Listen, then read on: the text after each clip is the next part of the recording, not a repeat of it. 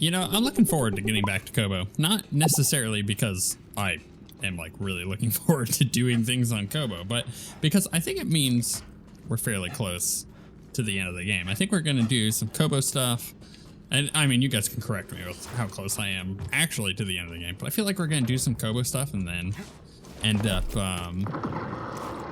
maybe with one or two other things, like going to another planet. Like, how do I put this? I feel like where we're at in the game right now. Let's stop for a moment.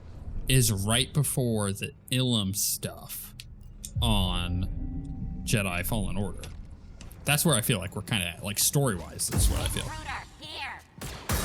Let's just take him out. We'll take him out, and we'll take it. Cool.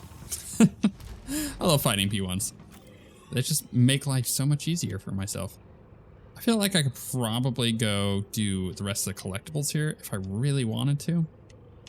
But I'm gonna save it. I'm gonna save it for let's do a bunch. I want to go back to Kobo.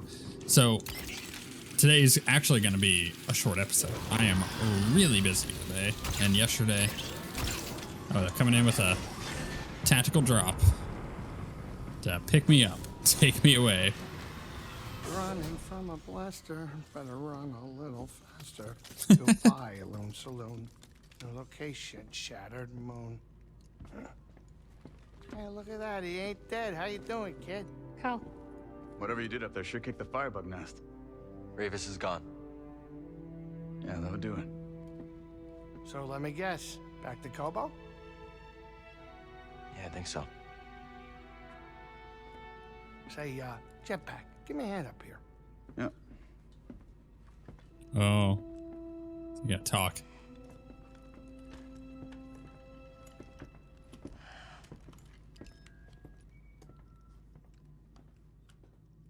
Why is she just staring at me? Why didn't she say Can't make anything? any sense of this place, Cal. Be careful. Why was that so awkward? Marion, girl. Not now.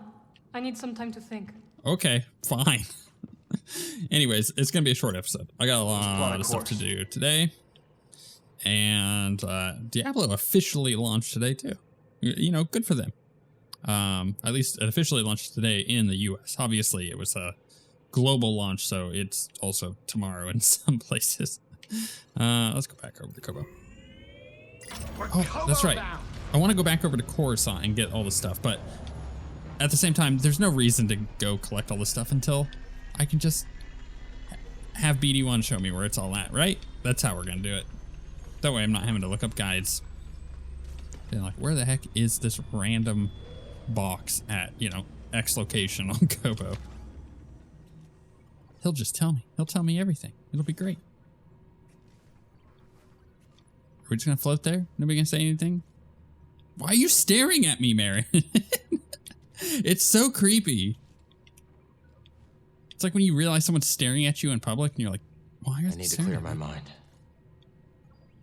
Clear your mind, Cal. Interact with the holo table. Play some holo chess.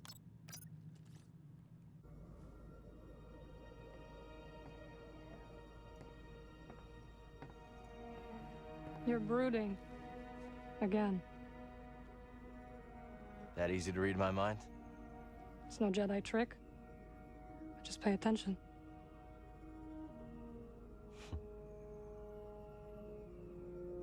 On the shattered moon, I saw Dagan confront Centauri.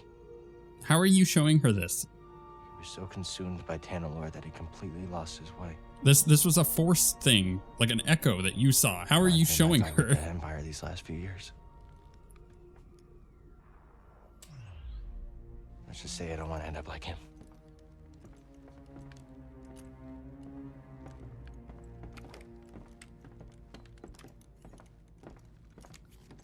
You are very stubborn, but ambition does not drive you. I just don't understand why she didn't see the change in him before it was too late. Maybe she tried to see the best in him. They dreamed together and suffered together. A shared dream is not so easy to wake from. Is that what troubles you? Losing yourself? Yeah. A little.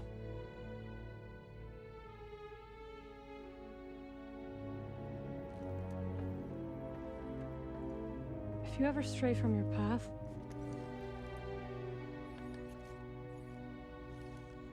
we will guide you back.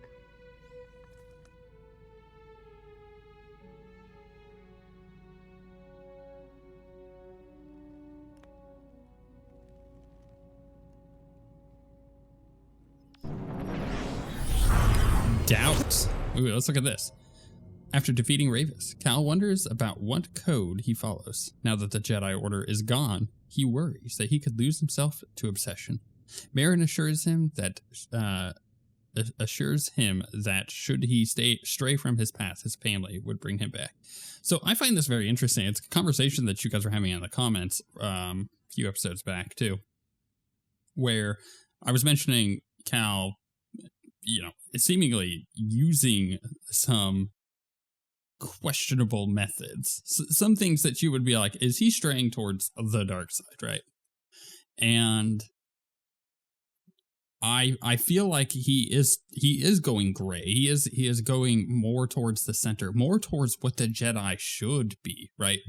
Having the Jedi be so zealous about the order and their code that they had before. I think their code started out as a good thing. We see some of this in the High Republic stuff. It started out as a good thing. It started out as the thing that bound their powers so that it wasn't being misused, and also, focused them on their mission to basically be the police of the galaxy, to serve and protect the Republic. But we can easily see how this isn't necessarily good for the Jedi. Not having any connections or commitments or anything like that, or being able to love. And there's a great line from Star Wars Episode 2 between Padme and Anakin about like the Padme being like, wait, can't the Jedi are not allowed to love, are you?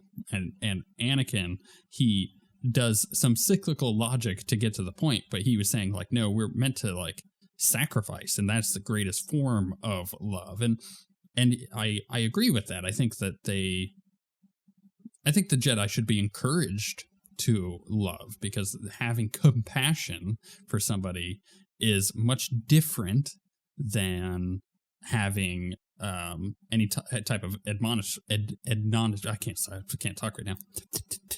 Any type of annoyance towards them, right? Like if you feel inconvenienced by somebody, you're not showing them compassion necessarily, because you're not putting yourself in their shoes and seeing where they're from. I think that the Jedi need that. But the restrictions that the Jedi Order faced when we see them in Star Wars Episode 1, 2, and 3, and essentially is leading to their downfall, and now that had been for hundreds of years before that, which was pinpointing them to this moment that Palpatine took control over the Senate and everything, and control over the situation because he saw this weakness, was their commitment to this code. I think that if they were not so zealot on their mission, they would have been far stronger. And I like this. I like where Cal's character is going. He is more of this gray character. And even what we see in, love it or hate it, Rise of Skywalker with Rey, where she kind of does go on the in-between. And so does, Kylo Ren.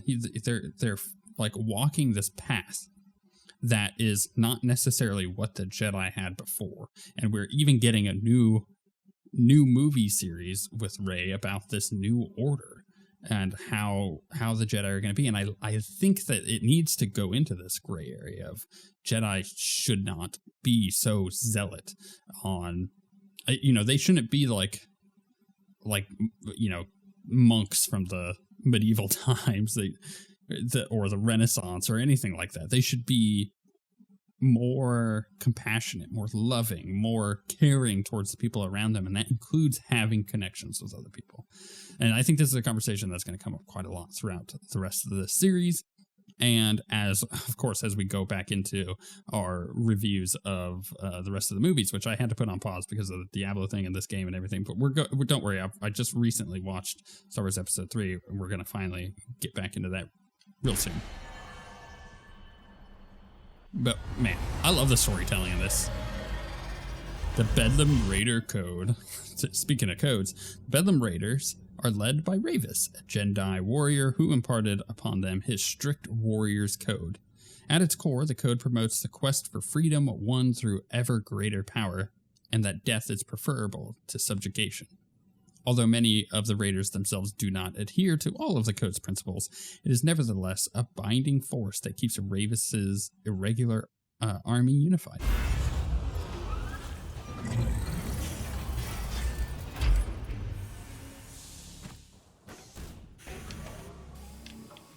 Goodness. Get back onto Kobo. Terrible performance, as always. All right, where does it want me to go from here? What's our mission? Goodness, this poor game. Just can't handle it. I have a beast computer, and this should not be happening. It's frustrating, but it is what it is. Okay, so we have to go off over there. So this was where we were at previously, where we did like there's like gateway there that I couldn't get through because there was 2 gates, but now I should be able to, there it is. So now I should be able to charge through it. So now we can get back up and over there. And there's also a couple other things. There's that I can grab onto. So we can we can open this door. I think at this point we could basically get most, if not almost all of them. Like that door's locked, but that's probably locked because it's on the opposite side. So we have to go down there. So Kobo is free game at this point. This area, I'm at 3 out of 37 collectibles. That's crazy. That's crazy. What we're going to do, because of this shorter episode, we're going to go into the saloon and we're going to chat to some people. See how they're going. See, new characters, conversations are available. I'll be happy with that. I am so happy with the writing in this game. I think the writers are killing it. And I want to see Cal in live action. I want him to show up in something. Or heck, maybe not initially even live action. Let him show up in the next season of The Bad Batch or something. Like, that'd be great. I just want to see him in more Star Wars stuff. He's turning into one of my favorite Star Wars characters. And that's probably to do with the fact that we spent so much time with him in the games. Hey, kid. I got some bad news on our favorite Ordo Eris fanatic. I already know Sork Tormos put a fresh bounty on my head. You do? One of your regulars clued me in on his game. She's been keeping tabs on the Haxian brood, so this time we've got the jump on him. Sheesh. You figure that guy would let things go by now. That's actually pretty funny. Hey, Cal. We've been wondering something. Yeah, we've been wondering. How's a guy like you end up in a place like this? Engine trouble. Don't we know it? Funny little line. But that Mogu you took out had quite the stench. Ugh, quite. Range with your nose, my mama always said. We once had a feral canifant terrorizing the ranch. Just a menace. Destroyed our barn. Twice. Canifants cover their own tracks, see? Crafty buggers. Practically impossible to find. So how'd you track it? We reversed our vaporators, pumped the air full of moisture. When it's humid, smells get a lot, more pungent. Yeah, Was smellier. long before we caught the scent. Clever. Ain't it? We all got 5 senses, Cal. I figure we might as well use them. You know, that's very true. Living in Florida is very humid here. You get some pungent scents. Very pungent. Listen, now that we're partners, Partners, huh? business associates, best buds, call us whatever you will. Point is, our relationship is an investment, and we've got bigger fish to fry than these raider hacks. I'll get to those bounties, but if my friends are in trouble, they take priority. You're gonna get killed with that attitude, Cal. but on a certain level, I can respect it. A lot of prospectors around here. Have you ever tried your hand at mining Priorite? Once. I found it enlightening. Some prospectors invited me to join them on an expedition. We descended to the mines, but when my back was turned, they fled. They ditched you? Yes. Alone, I calmly walked through the darkness, trusting my intuition. I found another exit. And the prospectors? Dead. Gorako attack. If I had chased them, I would have perished too. Let this be a lesson. Always go your own way. We call those boundaries. Cal, look at this saloon. Monk's been really busy. And I helped by staying out of the way. Did you know there's even a garden on the roof? Yeah, I've seen it. You know what I like about plants? When you talk to them, they can't just walk away. Oh, Turgle. Some prospectors told me about a strange building. Distinctive entrance, so they say. Could be one of those meditation chambers. Yes, I was thinking the same. Let me know if you find anything, will you? No problem, Toa. Oh, cool. Cool. I love when she's like shows me, hey, there's a High Republic chamber. You know, you've got a core world air about you. It's becoming. You from the core? Guilty as charged. I studied the galactic economy with some of the greatest minds of Coruscant. Then watched those same minds ooze into obscurity while real opportunity whistled by. Real opportunity? Oh, you know, tax-free trade, extrajudicial imports, what have you. Oh, you mean smuggling? What I mean is that the galaxy is begging to fill your pockets if only you'll play its game. Smuggler's Past. Morin reveals to Cal that he ran a highly profitable and highly illegal smuggling operation before the days of the Empire. Should we head upstairs? I think we should head upstairs. Also, can we just talk about how great our fish tank is starting to look over there? It doesn't look so nasty. I'm really curious if it'll continue to get better and better as we go. Yeah, that's looking a lot better. It was real gross before. It true then? Nicked that droid back from the Raiders, did you? I don't think we met. Oh, lass. Sorry about that. Came at you like a rock, I did. Call me Ha. Been here longer than any of these greenhorns. Except Doma, and Gulu, and Guido, and old Toll, of course. But, Har, the primary source of gossip and rumors in the local saloon. Har has lived in the community for a long time and knows a little bit about everybody. she's... blast, there I go again. Cal, is it? Right. This is BD. Damn fine to meet you two. Damn fine. Hey. Do I want to talk to Scuba, or is he just going to talk my ear off? Our brave Cal simply tore through those raiders without so much as breaking a sweat. Grease told you this? Indeed. You ain't never seen someone move like that. So he says. Militaro lies. You must make him fear you. Then he will speak truth. Oh, Cal, here you are. So, is that how it happened? No. I told you. Grease lies. How mortifying. He must pay. We should curse him. Make him suffer. If you hurt him, he won't be able to cook you scaz steaks. Nobody asked your opinion, Cal Kestis. Oh, Marin. With Ravis dead, the Bedlam Raiders have been wounded. This makes them dangerous. They weren't exactly harmless before. No, they were not. I will look after the outpost. The Raiders may strike if they think we are vulnerable. I'll be back as soon as I can. I know you will, and I will be waiting. Okay. Can I talk to Z? I mean, we rescued her and never really talked to her, right? Z, got any advice on confronting Dagan? Well, in my day, I did watch him spar countless times. A ferocious warrior, that one, with a keen instinct for recognizing weakness. So don't show any. If only it was that easy. Thanks. I know. Why is it our enemies always seem to be the ones to exploit our failings? Okay, shop. Good to see you, young Jedi. Got 6. I could buy a perk here. Do I want to? Which ones do we got? Absorb 1 hit without being interrupted while sprinting. Yes, Healing that's Sims. worthy of your attention. Also fill a small amount of super meter. Actually, that's not bad. Regenerate a small amount of force over time, but max force meter is reduced. Deal extra damage temporarily after switching lightsaber stances. Ooh, that sounds cool, but we're not doing that. And then using a force ability increases the damage of the next lightsaber attack.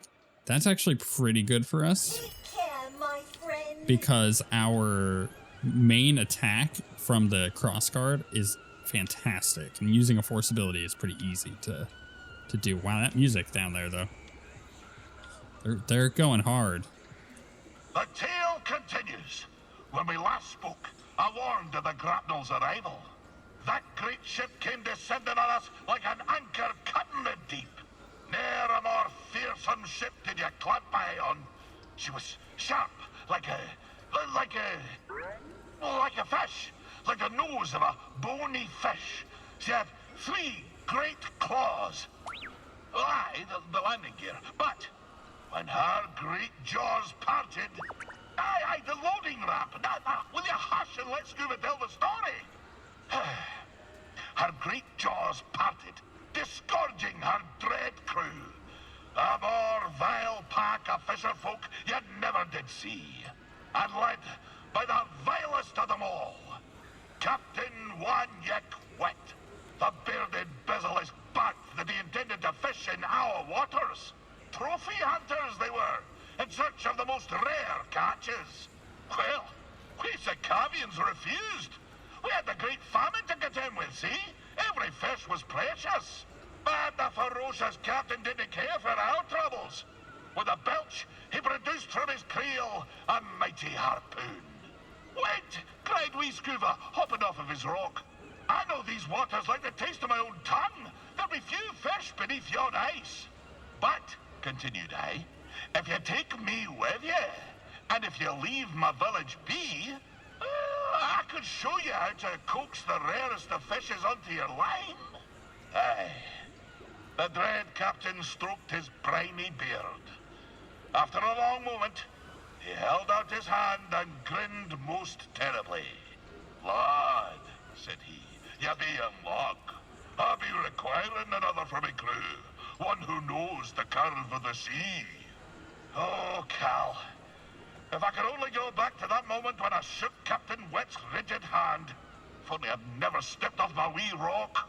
But my encounter with Undan had given me a taste for the unknown. I couldn't resist the call of adventure, and I had to save my people. So, I left with the grapnel, thinking the business done. I would be a fisher for Captain Wet. Of course, my adventure had only begun. For just when the grapnel hit orbit... More trouble, I take it? Ah, but I've havered on long enough. And come back another time and I'll tell you more. So, the OSWguild. OSWguild, yeah. When a foreign fishing crew arrived to plunder the seas, Scuba struck a deal. He would lend them his talents on the condition that they never fish on his homeworld. He joined the crew and set off on the grapnel, a starship contained by a vile basilisk called OSWguild. Now, it took me how quick to tell that little story just by reading that? It took him how long to go through the whole thing? I'm not saying it was bad. I mean, he's a great storyteller, but you know, Cliff Notes version sometimes. Scuba Cliff Notes, right? Just give me the shorter version. Speaking of writing, I was thinking, I am really getting concerned for Marin because they are writing her in a way that, as a writer, I would write her. Right? So if there's 2 words there, write her. Right? As a writer, I would write her in this way if I planned on killing her, and I do not like that. Again, don't spoil it. I don't know whether or not that is the case, but from a writing perspective, I realized they are making these 2 very close, and that is bad because Cal needs some kind of inciting incident that is gonna harden his resolve, right? And what better way to do it than kill off his girlfriend? And I don't want that to happen. Do not do that, game. Don't do that. You did such a good job. Just don't ruin all the nice stuff that we have together.